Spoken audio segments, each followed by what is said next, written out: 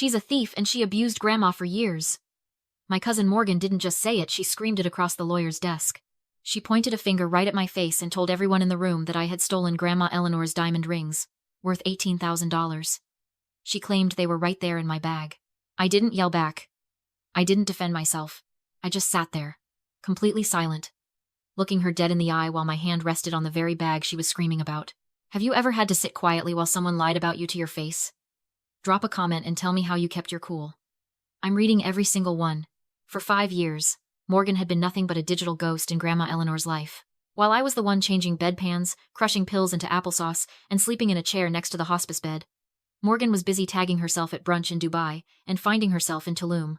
She didn't visit once. Not when Grandma fell and broke her hip. Not when the dementia started to steal the names of the people she loved. And certainly not when the property tax bill came due. I looked at my Uncle Jeffrey, Morgan's father, sitting in the corner of the office. He was staring intently at his shoes, refusing to meet my gaze. He knew the truth. He knew exactly where my money had gone. Last year, when his gambling debts got so bad that loan sharks started parking outside Grandma's house, I was the one who wired him $5,000 to make them go away. I did it to protect Grandma, to keep the stress from killing her faster. Jeffrey took the money, cried on my shoulder, and promised to step up. He didn't. Instead, he drove Morgan to the mall. That was the dynamic. I was the wallet. They were the expenses. I was the nurse. They were the beneficiaries.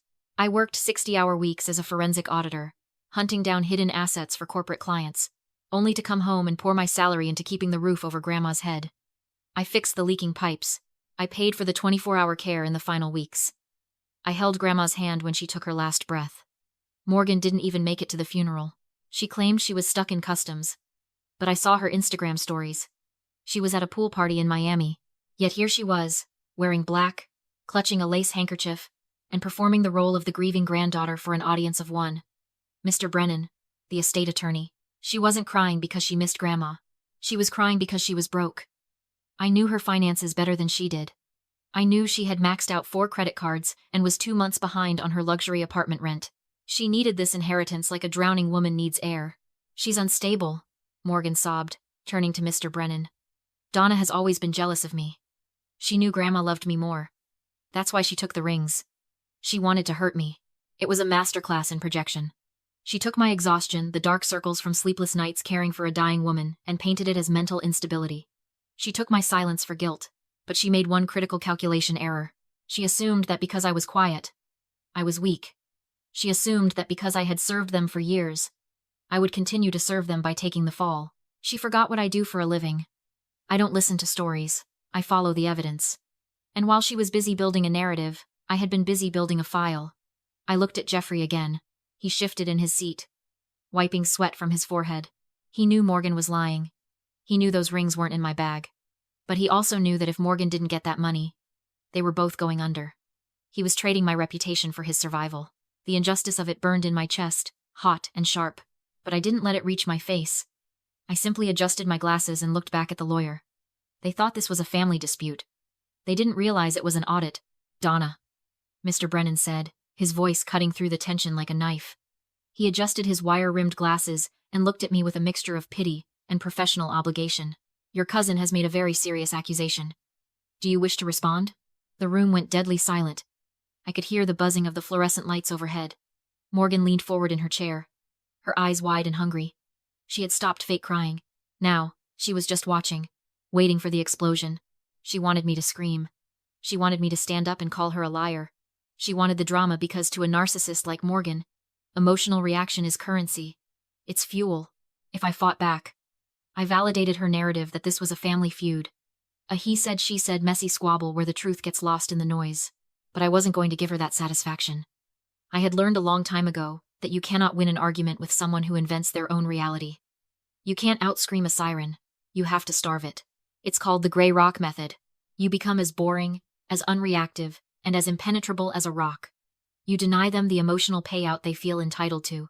I took a slow breath, smoothed the fabric of my skirt, and looked Mr. Brennan in the eye. No, I said, my voice flat and monotone. I have nothing to say to her.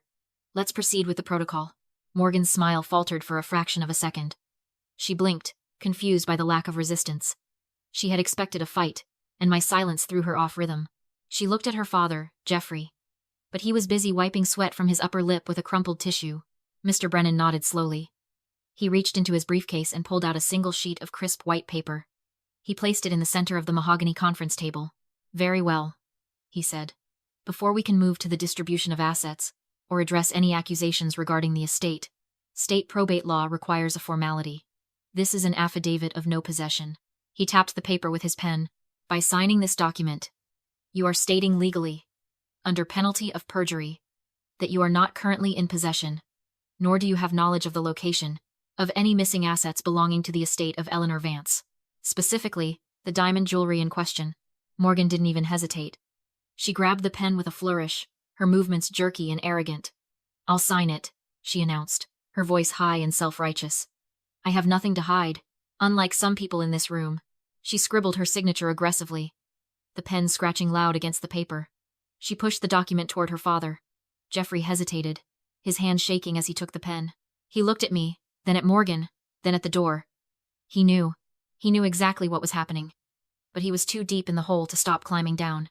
He signed his name, a jagged scrawl that barely looked like letters. Then, Mr. Brennan slid the paper to me. Morgan crossed her arms, a smug look of triumph plastered on her face. She thought she had me cornered. She believed that because she had planted the rings in my bag earlier that morning, slipping them in while I was in the restroom, that I was trapped. If I signed, she'd call the police and prove I was a liar. If I didn't sign, I looked guilty. She didn't know I had felt the extra weight in my bag the moment I picked it up. She didn't know I had checked. And she certainly didn't know that the game she was playing was checkers, while Grandma Eleanor had been teaching me chess since I was 6 years old. I picked up the pen. I didn't look at Morgan. I didn't look at the bag sitting by my feet. I simply signed my name, in clear, steady cursive. The trap was set. The moment the ink dried, Morgan wasn't just a liar anymore. She was a felon who had just committed perjury in front of a court officer. As soon as Mr. Brennan pulled the affidavit away, the tears stopped. Just like that. It was as if someone had flipped a switch behind Morgan's eyes, cutting the power to the grieving granddaughter performance. She sat back in her chair, a cold, predatory smile curling the corners of her mouth. She looked at her phone, checking the time, then looked at me. "You really thought I'd let you walk out of here, didn't you?" she asked, her voice dropping an octave, losing the tremble she'd used for the lawyer's benefit. "You thought you could just deny it and go home?" "I signed the paper, Morgan," I said calmly. "If there's nothing else—" "Oh, there is something else," she interrupted, cutting me off with a sharp laugh.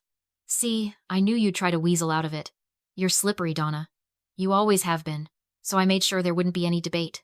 She leaned forward, placing her elbows on the mahogany table. "I called the police 20 minutes ago. Before we even walked into this building." Mr. Brennan frowned, looking up from his files. "Miss Vance, that was unnecessary. This is a civil matter regarding the estate. We haven't even determined—" "It's not a civil matter," Morgan snapped, her eyes locked on mine. "It's a felony. Grand larceny. Elder abuse." She paused, savoring the moment. "But I know how the police work. They take hours to show up for a simple theft report. They file a report and leave. I couldn't risk that. I needed them here now. I needed them angry." A cold knot tightened in my stomach. I looked at Jeffrey. His face had gone ashen gray. He stared at his daughter as if seeing a stranger. "Morgan," he whispered. "What did you say to them?" Morgan didn't look at her father. She kept her gaze fixed on me, her pupils dilated with the thrill of what she was doing. "I told them my cousin was having a psychotic break," she said softly. "I told them she was screaming about burning the building down, and just to be safe. I told them I saw a knife in her bag." The room seemed to tilt. Mr. Brennan dropped his pen. Even Jeffrey gasped, a sharp intake of air that sounded like a dying engine. This wasn't just a lie. It was a weapon. She had swatted me. She had summoned armed officers, pumped them full of adrenaline and fear, and pointed them at a woman sitting in a small, enclosed room. She wasn't just trying to frame me. She was trying to get me hurt, maybe even killed. In the distance, the faint wail of sirens began to bleed through the thick glass of the office window. They were getting louder fast. "You're insane," Jeffrey stammered, standing up. "Morgan, you can't tell the police there's a weapon when there isn't one. If they come in here with guns drawn, then Donna better not make any sudden moves," Morgan said, shrugging. "It's her word against mine. And I'm the grieving victim who just wants her grandmother's rings back." The sirens were close now. A screaming wall of sound that drowned out the hum of the overhead lights. Tires screeched on the pavement outside. Car doors slammed. My heart hammered against my ribs. a frantic bird trapped in a cage, but I forced my breathing to slow. In, out, in, out. Panic was death. Morgan wanted me to jump up. She wanted me to start shouting, to dump my bag out on the table, to look exactly like the manic, unstable woman she had described to the dispatcher. I didn't move a muscle. I slowly, deliberately lifted my hands from my lap. I placed them flat on the conference table. Palms down, fingers spread wide. Visible. Non-threatening. Still, I looked at the door. I had anticipated a trap, but Morgan had escalated it to a war zone. She thought she was calling in the cavalry to destroy me. She didn't realize she had just invited the only people in the world who could validate the evidence I had spent the last 48 hours preparing. "Sit down, Jeffrey," I said, my voice steady. "They're here." The heavy oak door shuddered under the force of a fist. "Police, open up." Morgan didn't wait. She scrambled out of her chair, heels clicking frantically on the hardwood floor, and threw the door open before Mr. Brennan could even stand. She threw herself toward the uniform that filled the doorway, performing fear with the dedication of a method actor. "She's in there!" Morgan shrieked, pointing a trembling hand back at me. "She has a knife. She's crazy. Please, you have to help me." Two officers swept into the small room, their hands resting on their holsters, eyes scanning for threats. The sudden influx of bodies made the small, unventilated office feel like a pressure cooker. "Ma'am, step away from the table," the lead officer commanded, his voice filling the room. "Keep your hands where I can see them." I didn't flinch. I kept my palms flat on the mahogany, fingers spread. "I am unarmed, officer," I said, my voice calm, level, and distinct. "My name is Donna Vance. I am a certified forensic auditor. The woman who called you is currently attempting to frame me for a felony theft she committed this morning." "She's lying," Morgan yelled, her face blotchy and wet with fresh tears. "Just check her bag. The rings are in there. She threatened to stab me if I told anyone." The officer looked between us.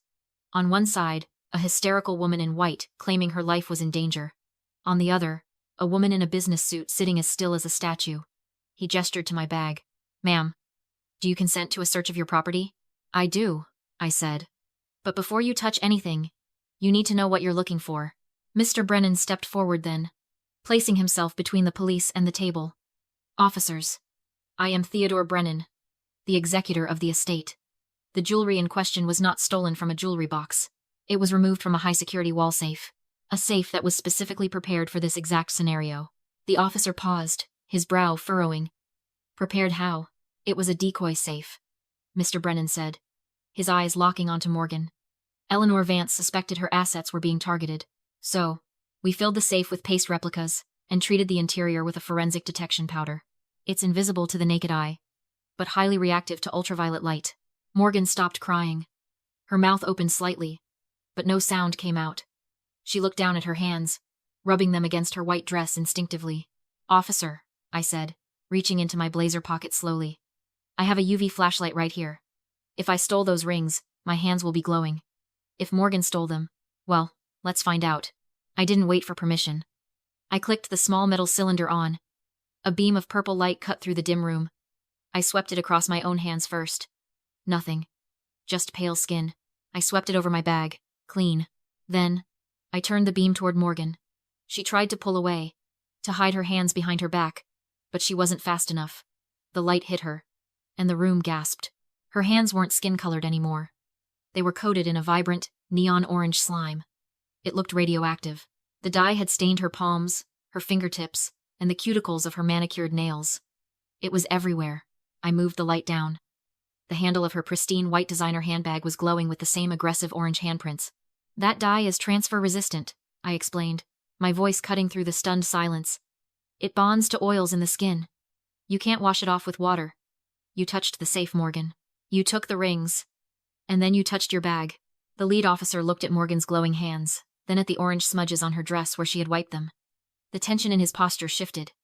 He wasn't looking at a victim anymore. He was looking at a suspect.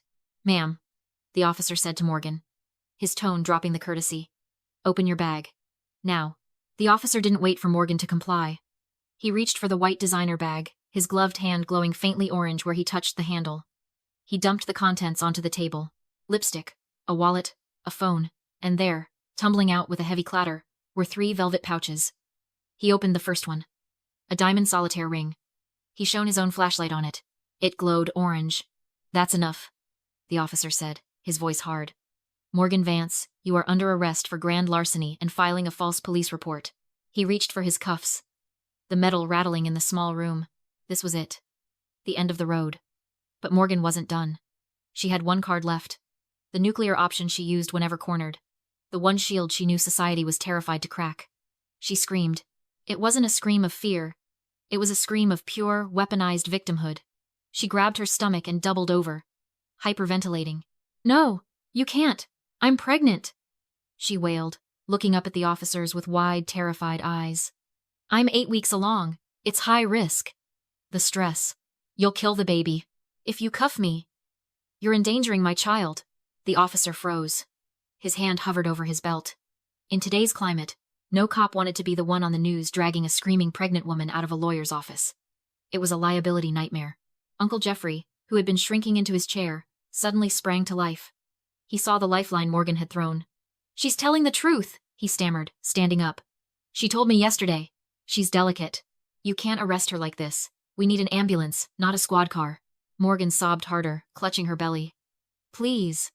I just want to go to the hospital. I'm having cramps. It was a brilliant pivot. If they took her to the hospital, she bought time. She could formulate a new lie. Claim the stress caused a miscarriage. Sue the department. Turn the narrative back into her favor. For a moment, it looked like it was going to work. The lead officer looked at his partner, uncertainty clouding his features. I didn't say a word. I didn't argue. I simply reached into my own bag and pulled out an iPad. It wasn't new. It was a cracked, 3-year-old model with a faded cover. Morgan probably didn't even recognize it, even though she was the one who had cracked the screen. 6 months ago, she had borrowed it when her phone died, complaining that she needed to check her messages. Being Morgan, she had never bothered to log out of her iCloud account. She was too lazy, too entitled to think about security. She assumed her digital footprint didn't matter because she thought she was untouchable. I tapped the screen. The device was synced to her current phone. Her messages were updating in real time. I swiped to a conversation from 3 days ago. Officer, I said quietly. The officer looked at me, annoyed by the interruption. Ma'am, step back. We have a medical situation here. You don't have a medical situation, I said, turning the screen toward him. You have a perjury situation. On the screen was a text thread between Morgan and her ex-boyfriend, a man she had been trying to win back. The message bubble was blue, sent from her account just last Tuesday. Only good decision I made with you was getting that tubal ligation 3 years ago.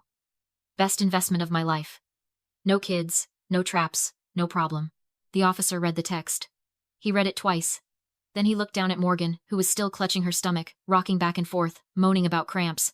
The sympathy vanished from his face, replaced by the cold, hard look of a man who realized he was being played. Ma'am, he said, his voice dropping to a low growl. Stand up. Now. But the baby! Morgan shrieked, committing to the bit until the bitter end. There is no baby, the officer snapped. Turn around and put your hands behind your back. We're adding perjury to the list. The click of the handcuffs was the loudest sound I had ever heard. It was the sound of a door slamming shut on 20 years of lies. Morgan didn't go quietly.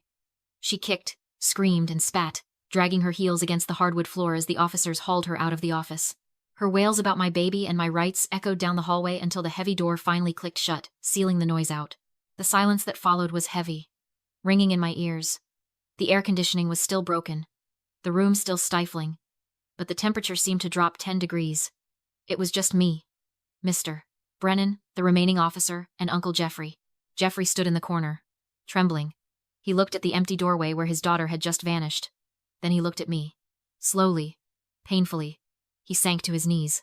It wasn't a graceful movement. He collapsed like a building whose foundations had finally rotted through. Donna, he choked out, his hands clasped together in a parody of prayer. Please. She's my daughter. She's sick. She doesn't know what she's doing. You can't let them take her to prison. She won't survive in there. I looked down at him.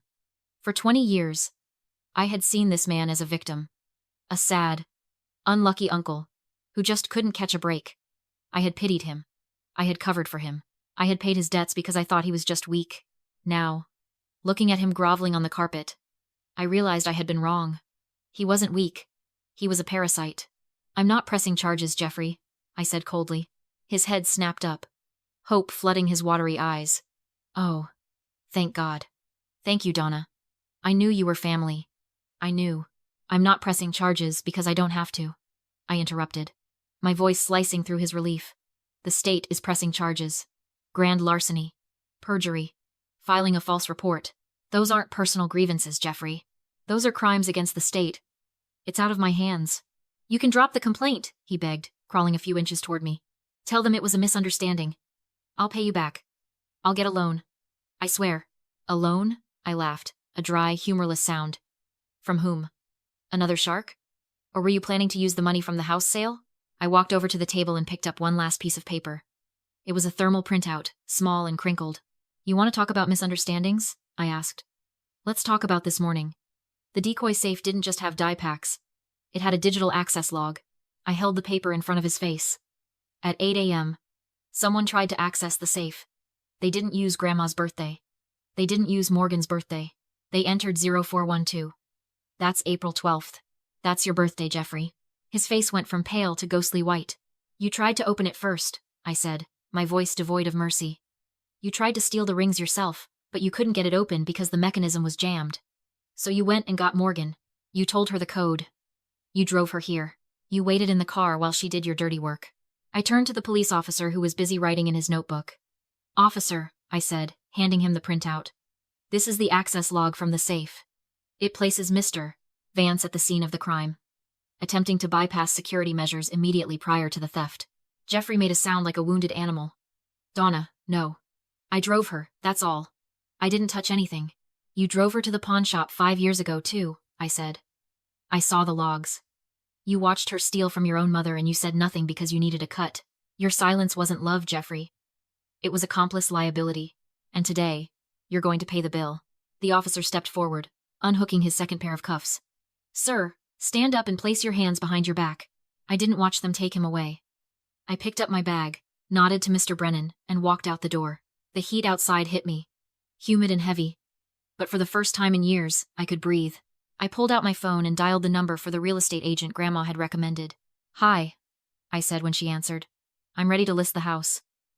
And I want to donate the proceeds to the Elder Justice Initiative. Yes, all of it. 6 months later, I sat on the balcony of my new apartment, watching the sun dip below the city skyline. It wasn't a penthouse, and it didn't have gold fixtures, but it had something far more valuable. Silence. The lease was in my name. The furniture was paid for with my salary. There were no hidden cameras, no decoy safes, and absolutely no family heirlooms to fight over. I took a sip of my tea and checked the notification on my phone.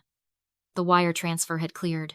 The proceeds from the sale of Grandma Eleanor's Victorian house, $820,000, had been deposited directly into the accounts of the Elder Justice Initiative.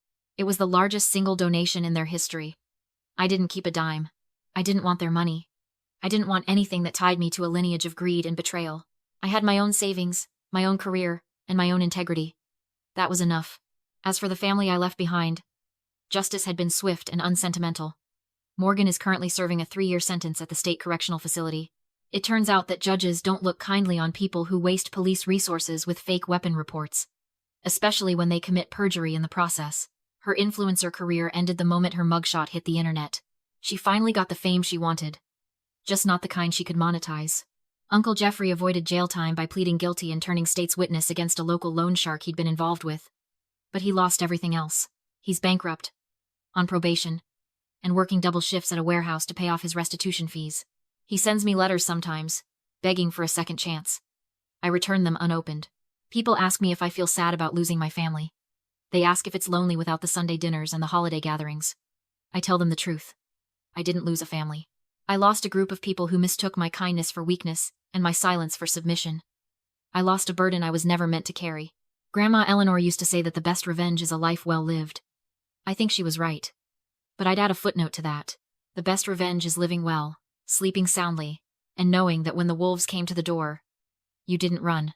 You opened it and showed them exactly who they were. If you enjoyed seeing justice served, hit that subscribe button. And tell me in the comments, would you have forgiven the uncle? I read every single one.